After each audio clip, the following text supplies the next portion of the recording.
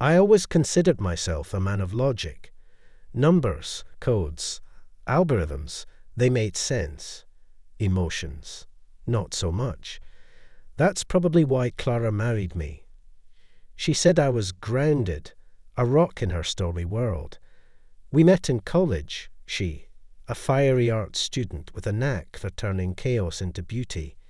Me, a quiet computer science major who preferred the order of binary. For 10 years, our opposites balanced. Or so I thought. The first sign was the thermostat. Our smart home system, a project I built from scratch, kept resetting to 72 degrees Fahrenheit every Thursday at 2 p.m.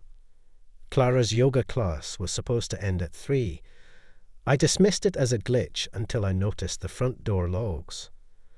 Thursdays, the door unlocked at 1:45 p.m. minus 15 minutes before our class even started. Must be a bug, I muttered, recalibrating the sensors. Then came the coffee machine.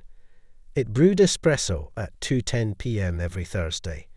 Clara's favorite. She hated espresso. You're imagining things, she laughed when I asked. Her smile didn't reach her eyes. I dove into the system logs. Unknown device IDs pinged our Wi-Fi every Thursday. A smartphone named Echo_7. Clara's phone was Clara_Note20. My fingers froze over the keyboard. One Thursday, I worked from home. Clara left at 1:30 p.m., yoga mat in hand. At 1:47 p.m., the door unlocked. My screen flickered. A live feed from our security cam. A man walked in. Tall, broad-shouldered, wearing a navy suit. He poured espresso, humming a tune I'd heard Clara play on the piano. My chest tightened. I texted her. How's yoga? Great.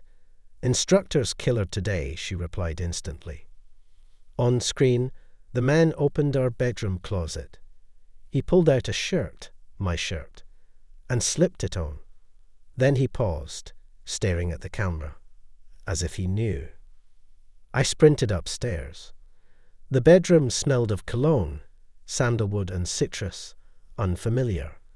The closet door hung ajar. My shirt lay crumpled on the bed, but the man was gone. Clara, I whispered that night, have you noticed anything strange? She blinked, her hazel eyes wide. Like what? I couldn't say it. Not yet. The next Thursday, I disabled the door locks. At 1:45 p.m., the man returned. The door rattled. Locked. Through the cam, I watched him curse, pull out a key, our key, and jiggle the handle. Then he left. Clara came home at 3:15 p.m., flushed and breathless. Yoga was amazing, she gushed.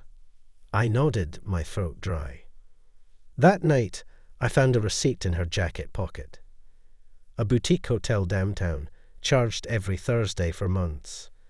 Room 707. The following week, I arrived at the hotel at 2 p.m. Room 707's door was slightly open. Inside, Clara's laughter echoed. Bright, unfamiliar. I pushed the door. The room was empty.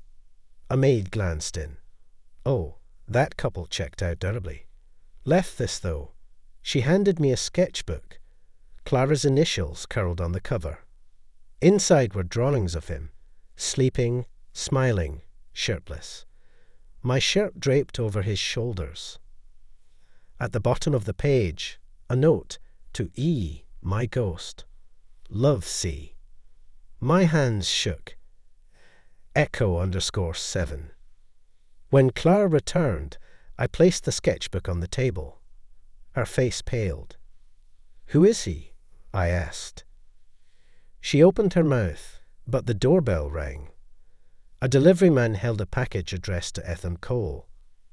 Clara's voice cracked. James, I can explain. The doorbell rang again. To be continued. Ethan Cole. The name glared at me from the package. A sleek black box tied with silver ribbon. Clara lunged for it, but I snatched it first. Inside lay a watch engraved. To E, time stands still with you. Forever. Forever. My voice sounded foreign, brittle. Clara crumpled onto the couch. It's not what you think. You're right. It's worse. I tossed the watch. It skidded across the floor, ticking mockingly. She hugged herself. Ethan's a client. I've been designing murals for his hotels. The Thursdays, it was just meetings. Meetings where he wears my clothes, where you draw him like. I flipped the sketchbook open, stabbing a finger at a drawing of Ethan lounging in my bathrobe. Her cheeks flushed. He admired your style. It was a joke. A joke. I laughed, hollow. And the thermostat, the coffee, the key. She froze. What key? I yanked the spare key from my pocket, the one I'd hidden in a lockbox. The one he used, the one you gave him. Silence. The doorbell rang a third time. Ethan stood there smirking. Clara, darling, forgot your. He spotted me. Ah, you must be James. I stepped closer. Get out. He raised his hands. No need for drama. Clara and I are just collaborators. Collaborators. My fist connected with his jaw before I could stop myself. He staggered, blood trickling from his lip. Clara screamed, James, stop. Ethan wiped his mouth, grinning. She's worth the punch. I'll give you that. I grabbed his collar. What's your game? Ruining marriages for fun. Ruining? He chuckled. She was already gone, just too scared to leave her. What did you call yourself? A rock. He glanced at Clara. Rocks sink, sweetheart. She sobbed. Ethan, please. Enough. I shoved him out, slamming the door. Clara crumpled, her tears soaking the sketchbook. I'm sorry. I didn't mean to. I felt alive with him. You and I, we're just routines. Routines. The word cut deeper than betrayal. I packed her suitcase that night. She didn't fight it. Weeks later, the divorce papers arrived. I sold the house, deleted the smart home system, and moved to a cabin with no Wi-Fi. One snowy evening, a letter came. Clara's handwriting. James, Ethan left me. Turns out, ghosts don't stay. I miss your routines. I'm sorry. I threw it into the fire. The flames hissed, devouring her words. Months later, a knock. Clara stood on my porch, shivering. Can we talk? I stared past her. Your ghost isn't here. I'm not looking for him. She stepped closer. I'm looking for you. The door hovered between us, a threshold of before and after. I closed it.